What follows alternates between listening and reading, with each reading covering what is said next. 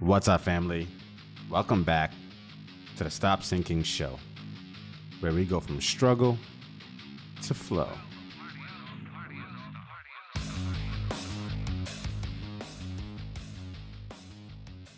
Today, I want to talk about the gap between words and actions and all the different ways that this comes to mind. I'm motivated to talk about this today because of several reasons that range from experiences where I have feelings of empathy all the way to disappointment. And hopefully we walk away with, at the least, with the realization of the power that we willingly forego by using our words carelessly or not following up with effort to match them to reality. I'll start with the empathy side of things. Although words are not enough, they are usually all we have to build a bridge from our feelings to hopefully influencing another person's feelings. We even use words to speak to ourselves and build our own personal narratives. So words play a large role in us trying to get compliance from ourselves, just as important as they are in getting agreement from another person. They're really all we have. Now, with our own selves, we can sense our feelings towards certain things that maybe don't have clear words attached to them. And maybe with others, our tone, our body language, and other forms of expression carry some of the load in communication. But all of it, we check back to look for its adherence to the words being spoken. Words are a starting off point, and all other things then add context for us to get a general sense of how we end up feeling. So the question is, are the words you're using or soliciting from others actually building towards the reality that you want? Are you actually getting what you want out of life? Do your words actually lead to real agreements that then end up as real life followed up actions that then end up with actual, real, tangible changes in your life? If the answer is no, then it's time to explore this gap between words and actions and the false agreements that are happening in the middle and why. Here's what I witnessed the other day that seeded these thoughts. And I'm going to have to talk about this in the most cryptic way ever as to not reveal the people in my life that were involved. Hopefully it still makes sense to you as it does to me.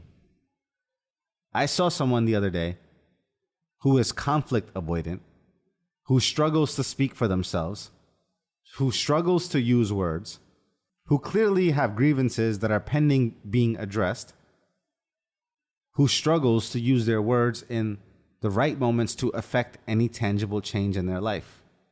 I saw this person use or try to create a moment in which they then create a scenario in which they try to either withhold their love or their support or force compliance from the other person.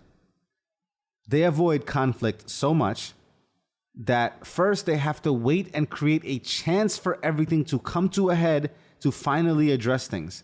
And because it takes so much effort for them to bring themselves to these conversations, and because it's so difficult for them, they expect the other person involved to honor the weight of the conversation and settle all past grievances that have been left unsaid because that person avoids conflict, because they now finally have the opportunity to say them. And as a tactic to add even more weight on that conversation, because it's so difficult for them and they are making it so difficult for everyone when they are finally deciding to have it, just to make that conversation matter and count and be as effective as possible for what they think is the strategy they should be applying, they withhold something in a way to force the agreement. And it's a form of manipulation. Maybe not ill-intended, maybe out of desperation, but manipulation nonetheless. And the problem is, people will use words to appease you every day of the week. It is rare to find a person who will not give you false agreement just to get you off their back or to get you to do what they are saying. They respond to the manipulation with manipulation. Oh, you're forcing me to agree with you, or you won't do this thing, or won't give me your love. Then sure, I agree. And now we're both complicit in playing games with each other. Very little action will follow the words that I have just spoken to appease you, because what you have is false agreement. The reason I think about this empathetically is that in the desperation, what I can see, all I see is this person trying to stick up for the part of them that never feels heard. The part of them that is so suppressed that they don't know how to speak for them. And then they have to manufacture scenarios or withhold love to finally address what's on their heart. And it makes me sad to see that, because it's their lack of self-importance that they feel that they don't have the lane to have their feelings heard every other day.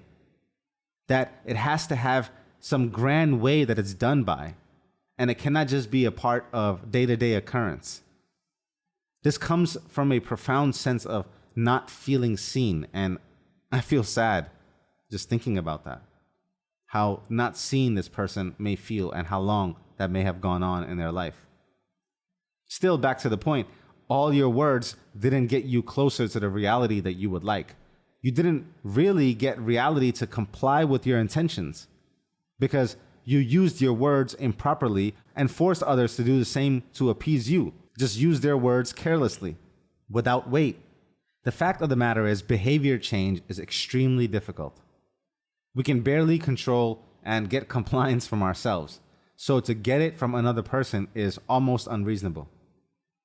For a person to do the thing that they say, if it is something other than what they are usually used to doing, if a person is required to change at all, in case what they say is currently different than what they are or what they're doing, then for them to match what they say, for that change to happen at all, there needs to be some deep personal incentives.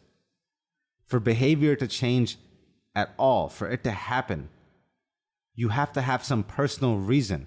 No matter how many tactics and strategies you listen to, if there isn't some pain you are moving away from or something that you are moving towards, and it's quite difficult to accomplish this through dialogue or a bunch of words put together to hopefully gain agreement. If you don't have those things, you won't find your behavior changing. You almost have to actively be building towards a life that you and this other person both share to take part in constructing, and they have to see their own reason to be the thing that you are asking them to be, as if to support the structure upon which their own future is built. The stakes have to be that high. They have to be high enough for them to have behavior change, or else no behavior change will likely occur. Just think about the last time you told yourself to do something that you didn't do. Or zoom out to the broader perspective of all the things that you should be doing that you aren't doing, even though you know you need to be doing them. You already know most of these things, so why aren't you doing them? It's the same reason, because you don't see clear enough incentives, not enough pain to move away from where you are, or not enough benefit you see on the other side of that initial work. And this gap between what you know to be true and what actually is true in reality is the lapse in power you apply into your life. If you go by the definition of power in the 48 laws, which is having a degree of control over your future events, then any gap between what you think and what you say, and then what you then end up following up and doing and taking action on, and that ends up being reality, any gap there is a leak and loss of that power. I heard Hormozi say and add to this concept and say that if God was the ultimate example of that power, as he thought something, as he said something, it became, and it was, if that is ultimate power, then any gap from thinking and speaking something and following through into it becoming reality is the delta in measure of power lost from the Almighty.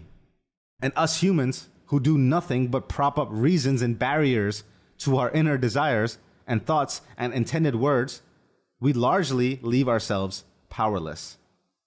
Hormozi calls this our action threshold. And for many of us, including myself, which is why I'm participating in this self-inquiry, for many of us, our action threshold is much higher than it needs to be, and lowering it would solve a lot of our issues. Because the quicker you take action on the things you think about and say, the more likelihood you have in that actually matching reality. Because again, we already know what we need to be doing. So anything keeping you from that is your action threshold being higher than it should be. Much of our integrity, our future, our influence, our power lies in this gap. Any distance between your words and your actions, no matter how good your intention is, your actions will not follow unless there is true agreement, not false agreement. Jim Quick says, things go from our head to our heart to our hands.